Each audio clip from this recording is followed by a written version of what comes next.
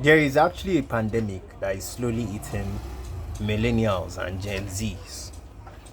It's slowly eating this generation because it's not that obvious, but at the same time, it's something that is very prevalent, especially in Nigeria here. And I somehow am affected by this so-called pandemic because it's called an unemployment. At the end of the day, you finish your secondary school and you apply for jam, you write jam. Some people get to write jam more than once. Some write jam for more than 5 times, 10 times, and still don't enter the universities.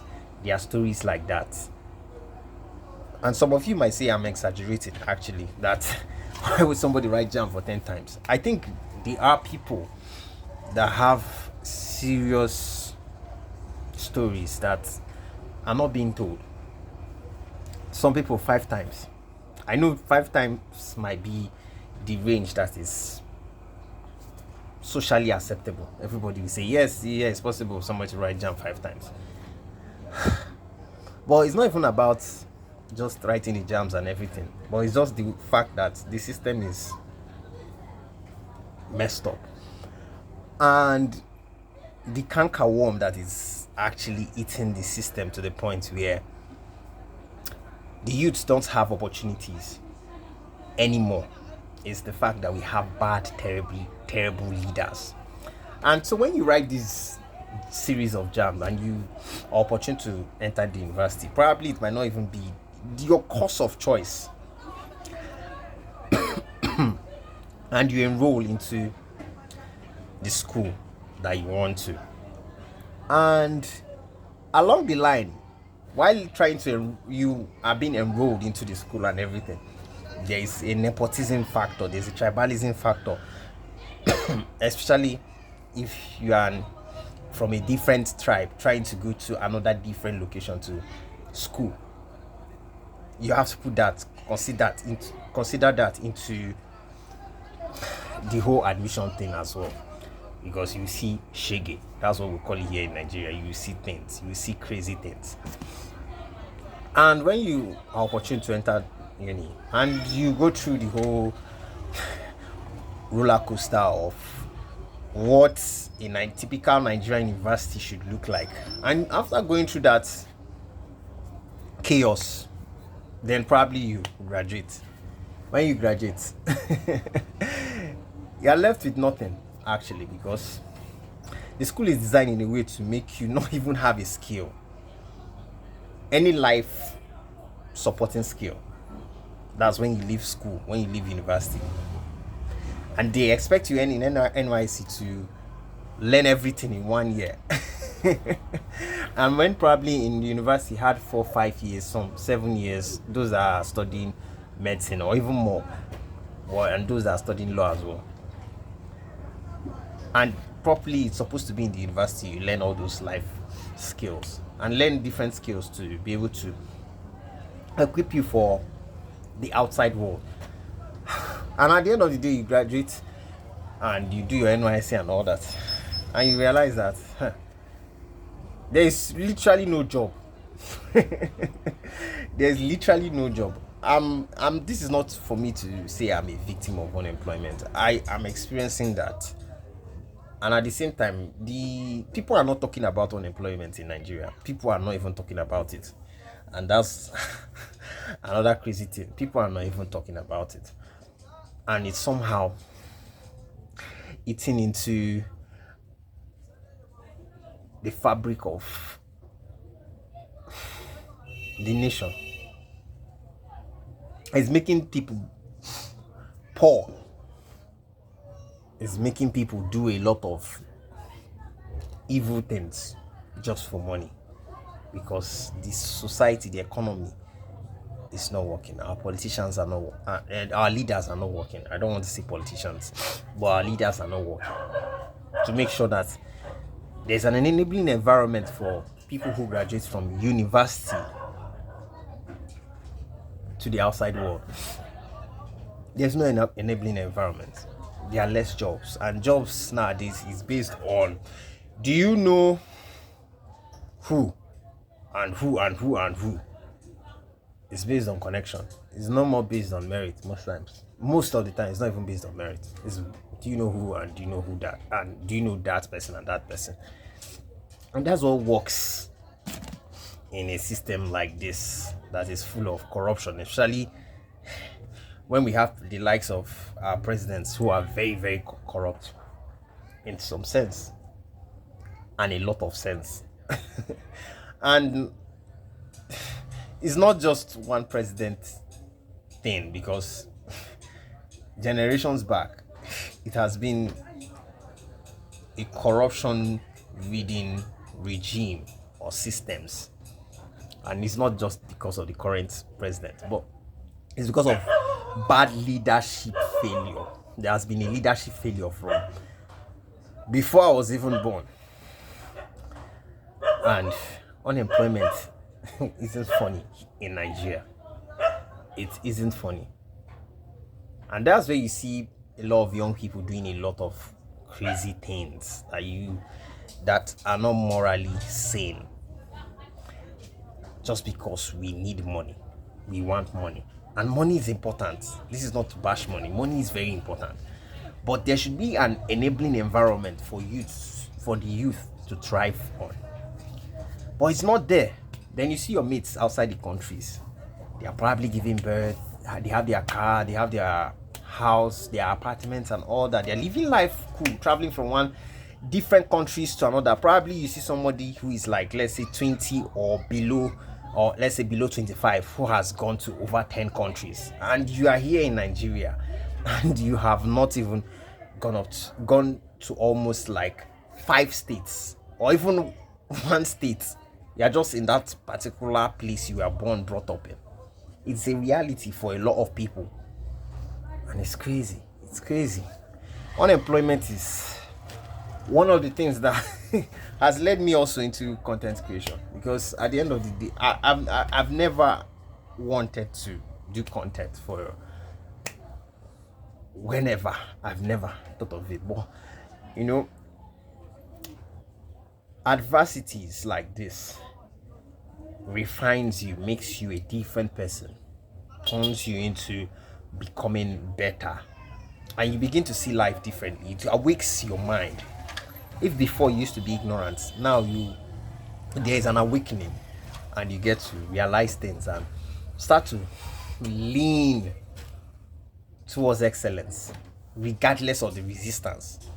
And unemployment is one of those resistance that is messing with people here in Nigeria. People don't talk about it. That's the craziest thing.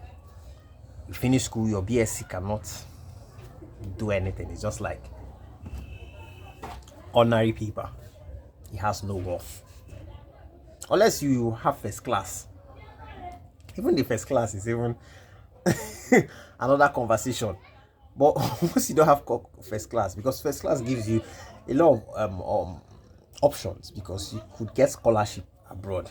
Now, if you don't have, how many students out of the tens of thousands of students that get to graduate from the university every year, from each university every year, like they are, like let's say a certain university now, there are tens of thousands of people that would graduate. So those tens of thousands of people that would graduate, how many of them do you think would get first class? Sometimes it's not even up to 50, it's not even up to 100, it's not even up to 20. And the rest is like we have to do our Lord's Prayer for them. And it's crazy. This is serious. Like, this is a very serious issue, but I'm just taking it light because I don't know how. I'm still trying to escape from the whole metrics, because unemployment. There are people my age that don't have anything doing. And it's sad that you're 30 or above 30, you don't have anything there just because the system has failed you, the culture has failed you, the nation has failed you. Because this is not like, let's say, the first world, second world countries that their government is better. And here you are pressured to do the impossible. Religion would now come in and try to mess with you. Religion. That's where you now see where they turn it into a business hub. It's no more what it's meant to be. Now it's not a business hub. That's what they turn it here. Because now there's unemployment, so they leverage on it.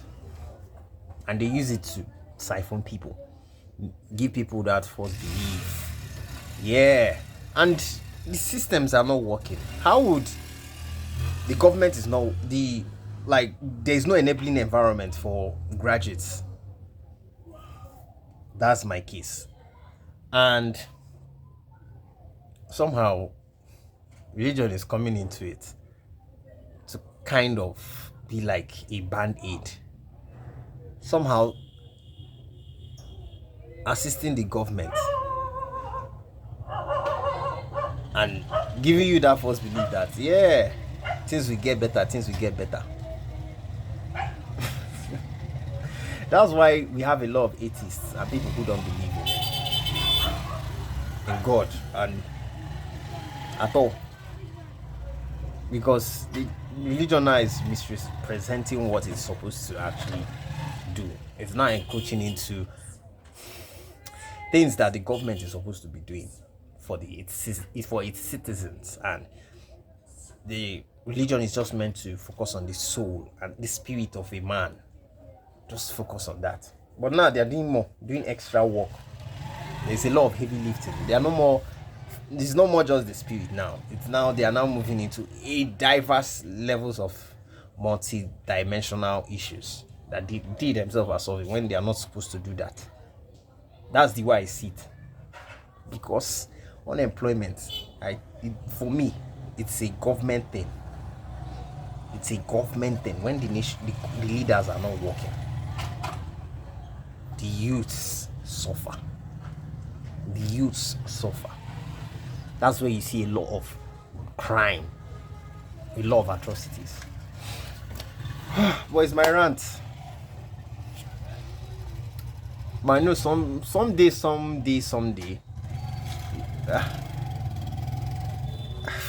I don't know. I'm just trying to see the lights, the positivity in the whole situation. But it's tough. And I'm just trying to see something that would encourage everybody that is watching. Because it's tough to even say you want to motivate people when you yourself are also in the same mess. And even if you're out of the mess, but you're still in that same environment, it will still affect you. And it's tough for you to say something positive, because if you're above here, people can relate. And you cannot really relate compared to people who are down. But if you are down with them, there's a level of you can relate with them, because in that moment you're even experiencing the same thing, the same frequency, the same intensity of whatever is happening to them. So I will say I'm down here, so I'll still find a way. I would always say I know there's going to be a time where it will get better.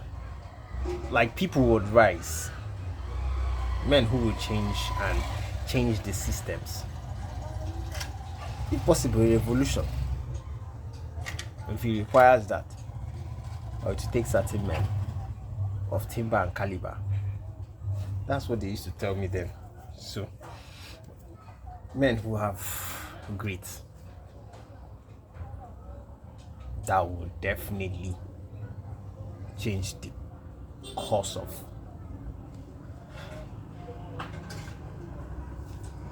things that are happening in our society. I'm tired of unemployment. I'm tired. Honestly, I won't lie.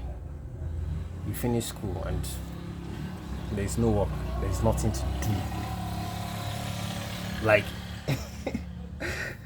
a child of nobody cannot become somebody in this regime. It's not possible. That's the reality that we are in now. So my expectation at the end of the day is when the child of somebody, of a child of nobody, becomes somebody without knowing anybody, that's when this country will be on the right path. So guys, I hope you enjoyed the video, and this is kind of very thought-provoking to me, because I'm speaking at the same time thinking about what I'm seeing and what I'm going through in this type of forsaken environment. Well, it's what it is. That's why at the end of the day, say in Africa, it's always ascribed that men don't cry. So we toughen up, but at the same time, that doesn't mean we won't speak out about certain things that needs to be talked about. So guys, we'll talk more in the next video, and we would have a great time. I hope you just get charged to just be the best version of yourself, regardless of what is happening right now in your current situation. Just be the best. So guys, take care and have a great day and stay blessed. See you in the next video. Thank you very much for your time, guys. Bye.